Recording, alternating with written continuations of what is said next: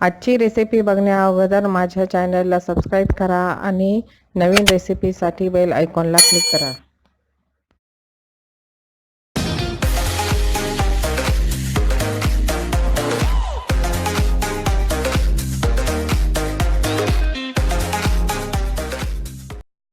नमस्कार, वंदनाच रेसिपीमध्ये आपले स्वागत आहे. आजची आपली रेसिपी आहे आळूवडी. आळूवडीसाठी लागणारे साहित्य: आळूची पाने, बेसन पीठ, मीठ, चिंचेचा कोळ, मोहरी, हळद, कढीपत्ता, मिरची पावडर, हिंग, धने जिरे पावडर, गूळ, बिना पॉलिशवाले तीळ. आळूवडी तयार करण्यासाठी काळा देठ असलेली आळूची पाने घेतली आहेत. त्यांना स्वच्छ धुवून कोरडे पुसून घेतले आहे. त्याचा देठाचा भाग कापून टाकला आहे आणि ही जी जाड शीर दिसत आहे तीही सुरीने कापून काढून टाकून द्यायची आहे आणि पान सपाट करून घ्यायचे आहे. त्याच्या वरच्या बाजूला ही 2 शिरा आहेत, त्याही आपण सुरीने कापून काढून टाकणार आहोत. अशा प्रकारेच मी सर्व पाने तयार करून घेतली आहेत. चिंच गरम पाण्यामध्ये भिजत घालून त्याचा पोह तयार करून घेतला आहे. त्यामध्ये 2 चमचे गूळ घालून ते नीट मिक्स करून घेऊया. चिंच गुळाची चटणी तयार आहे. एक मोठा बाउल भरून बेसन पीठ घेतले आहे. त्यामध्ये 6 चमचे मिरची पावडर घालत आहे. तिखट तुम्ही तुमच्या आवडीनुसार कमी जास्त करू शकता.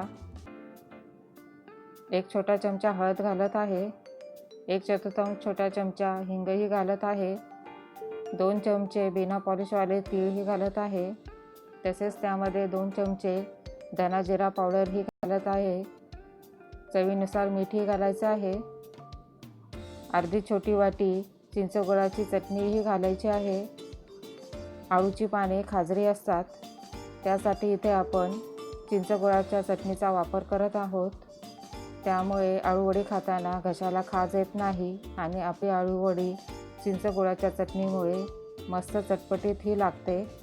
बेसन पिठामध्ये सर्व मिश्रण आपण नीट मिक्स करून घेऊया. त्यात थोडं थोडं पाणी घालून आपण हे पीठ भिजवून घेणार आहोत.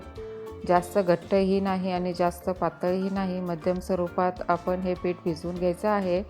त्यामुळे पानावर हे व्यवस्थित लावलं जातं. मी आळूचे 16 पाने घेतले आहे. 4-4 पानांची मी आळूवडी तयार करणार आहे. त्यासाठी आता हे एक पान मी आळूचे उलटे करून घेतले आहे. त्याच्यावर सगळीकडून बेसन पीठ लावून घ्यायचे आहे. त्याच्यावरच दुसरे पान मी सरळ ठेवून घेणार आहे आणि त्याच्यावर परत बेसन पीठ लावून घ्यायचे आहे. अशा प्रकारे मी 4ही पानं तयार करून घेणार आहे. बेसन पीठ सगळीकडून व्यवस्थित लावून घ्यायचे. त्यामुळे आपण जेव्हा आळूवडी फोल्ड करतो तेव्हा ती सुटत नाही, व्यवस्थित बांधली जाते.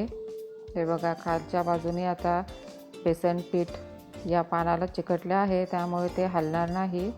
वरच्या बाजूने आता आपण बेसन पीठ सगळीकडून लावून घेऊया. तिसरं पान मी आता उलटं ठेवलं आहे, त्याला सगळीकडून बेसन पीठ लावून घेत आहे. चौथं पानही आपण परत सरळ ठेवणार आहोत आणि त्यालाही परत एकदा बेसन पीठ लावून घ्यायचं आहे. त्यामुळे जेव्हा आळूची पानं आपण फोल्ड करतो तेव्हा ती सुटत नाहीत, व्यवस्थित आपल्याला बांधता येतात. आळूची पाने फोल्ड करून घ्यायची आहेत. त्यासाठी आळूची पानांचा रोल तयार करून त्याला दुमडून खालपर्यंत रोल करत आणायचे आहे. खालचा वरचा भागही दुमडून आतमध्ये सरकवून घ्यायचा आहे.